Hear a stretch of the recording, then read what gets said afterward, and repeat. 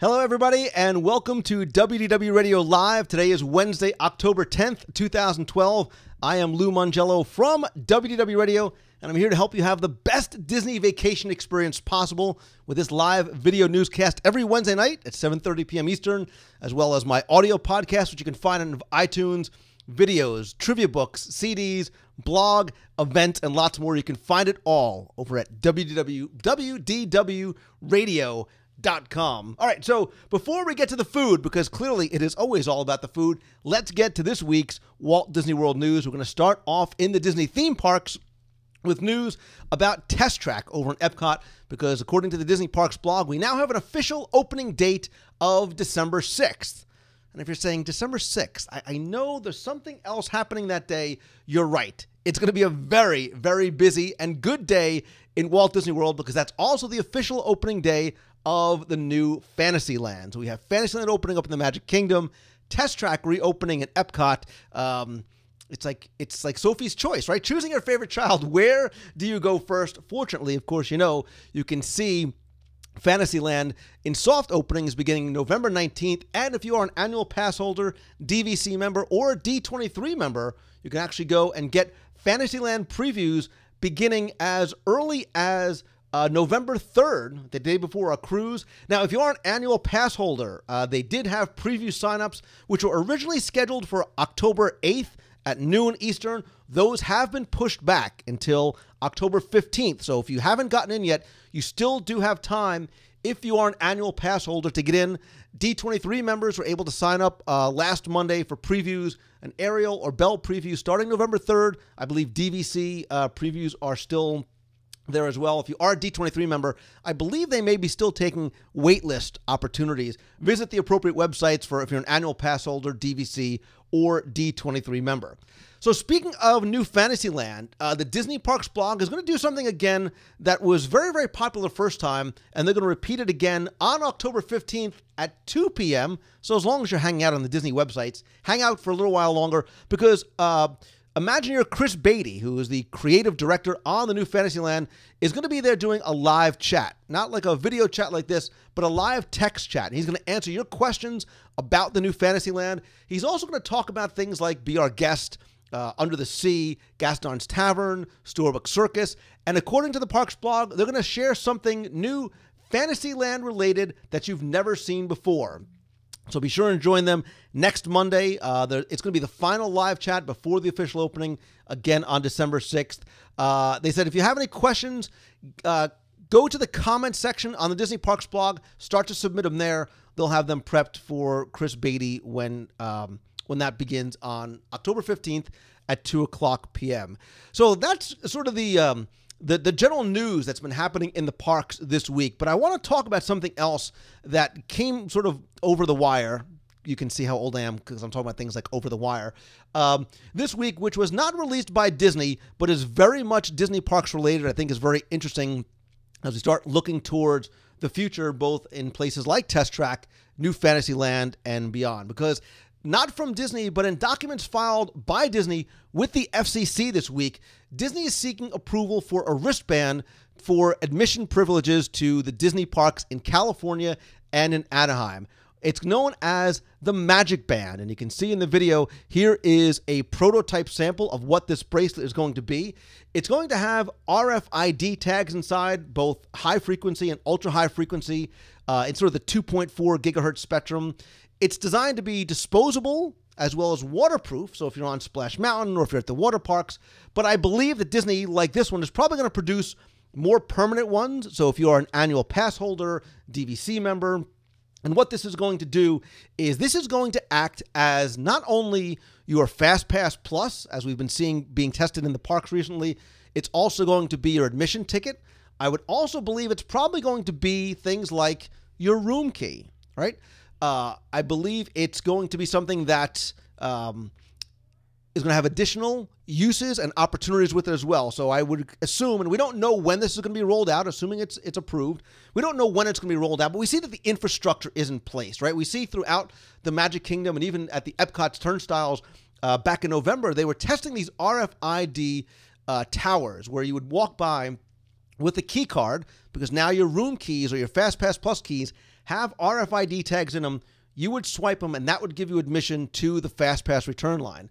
Well, now with the Magic Band bracelet, if that's going to end up being the final name for it, I can see this having not only your admission ticket, your room key, and your FastPass, but things like your photo passes you can store on there as well. If you have charging privileges, just like you do now, you could. How cool would it be if you are walking through New Fantasyland, you walk up to the ice cream cart, you want to get a Mickey bar because everything tastes better when it's shaped like Mickey Mouse, and instead of having to fumble around for cash or credit card or your room key, all you need to do is swipe your Magic Band right by the checkout. I also think that it is going to, we're at the very tip of the next gen, whatever that is going to be, iceberg, and this Magic Band has opportunities for things like more interactive, more personalized experiences. So if Michael walks up with his band and he goes up to a screen or something like Turtle Talk with Crush or even a character, and that character or that screen says, "Hey, Michael, welcome back. Your child and or your brains will fall out of your head because of how cool it is that that character knew who you were." Think about it this way as well, too. There's no lost children. There's only lost parents in the park. But if you and your child get separated for an extended amount of time, you'll actually be able to they'll be able to sort of track where your child is with that bracelet. Again, not in a scary Big Brother kind of way, but I think they're really looking to enhance the guest experience. And there's a huge amount of opportunity here by making your experience better, by having ease of use, by having the convenience of what that represents.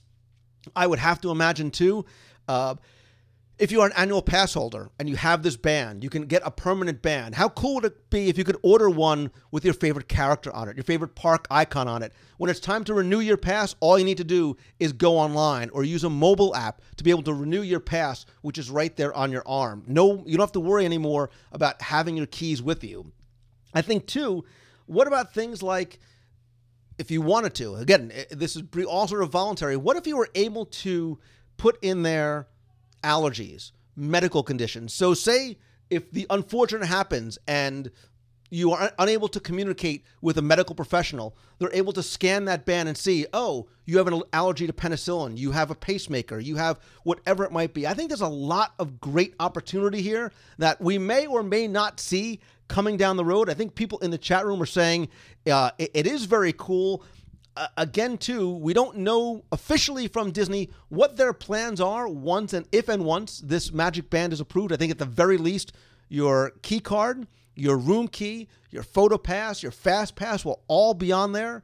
I think, again, the level of interactivity and personalization that band may be able to give you, because that framework is there. So as you're walking through a queue of Big Thunder Mountain, or you're walking through a queue of Pirates, or Turtle Talk with Crush, or Talking Mickey, whatever it might be, I think this is the very beginnings of, yes, some very, very cool things on it. There isn't something where you'll be able to open it up. You sort of can't tamper with it. Somebody I saw asking, there is no on-off switch. It's sort of on all the time. There's sort of two non-replaceable batteries in there as well, too.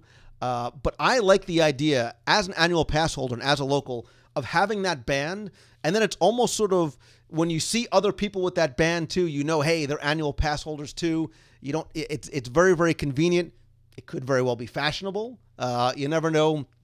I certainly want to know what people want to know. That's the question for this week. For those of you in the chat room, we'll definitely stay on after the newscast, talk about this some more. But those of you who are watching or listening, the question of the week is this. What do you think of this? What do you think of this Magic Band? Whether it is in the potential possibilities for replacing your room key or your key card or fast pass, or the level of personalization. How much would you take advantage of that? How much would you like to see? And how much would you feel comfortable giving in terms of information? Again, this is something that excites me. Again, knowing very, very little other than an FCC filing and that. So this is all very, very speculative on my and all of our parts. But I certainly want to hear from you. Come to the show notes for this week's show over at WDWRadio.com. I'll post the video in the blog section. So if you click on the blog, click on the October 10th live newscast. You can leave the comments there, or we can talk about it more on Facebook. On Facebook.com/Lou Mongello, Twitter.com/Lou Mongello. Actually, you can find lots of different ways to connect with me and the show by visiting wdwradio.com/subscribe. You can subscribe to the show, the YouTube channel, our Pinterest page, iTunes, Facebook, Twitter, MySpace, Usenet news groups, whatever it may be. And you can call into the voicemail. You want to be heard on the air, call 407-900-9391. That is going to do it for this week's news, but I do have a programming reminder for you because I did hint that there was food to be talked about, and there will be lots of food to be talked about because this Friday is once again the Walt Disney World Swan and Dolphin Annual Food and Wine Classic, and it's going to be Friday and Saturday, October 12th and 13th. It's going to run from about 5:30 until 9. You can actually go to seminars that begin earlier than that. You can stroll the causeway, sample food, wine, beer from restaurants like Il Molino. Todd English is going to be there from Blue Zoo. Hopefully, you guys will be there as well, too. I'm going to be there on Friday night, but if you can't make it live, that's okay, because I will be broadcasting live from the event beginning about 6 o'clock. So you'll be able to sort of walk along with us as we experience the Food and Wine Festival. As you can see, I've been in training. I've been carb loading for the festival for basically since last year. For more information, you can visit WDWRadio.com, click on the events tab, or just come by Friday over at WDWRadioLive.com. You can watch and chat there. So that is going to do it for this week. Again, make sure you come by, check out the site, the blogs, the contests, the photo galleries. Submit your own photos for Self Shot Tuesday. You're in the parks, you got your iPhone or Android, take a self shot with your phone or your camera, send it in, be featured on the blog for Self Shot Tuesdays. And also, you know I love seeing you guys in person, whether it's at Meets of the Month, the Swan and Dolphin. We have lots planned for 2013 and beyond. You know, we got the cruise coming up in just a couple of weeks, and you are all part of the show and the extended family and everything that we've created together, and we're going to do so much more in 2013, both in Walt Disney World, on the road, and at sea. We're going to be on the road to places like the D23 Expo, Las Vegas, New York, and lots of other places as well. Visit www.radio.com/2013 to get an idea and start planning your 2013. Join us in Aulani. Join us on the Fantasy. Lots more good stuff coming. Join us at the movies. A lot of good stuff coming up in 2013.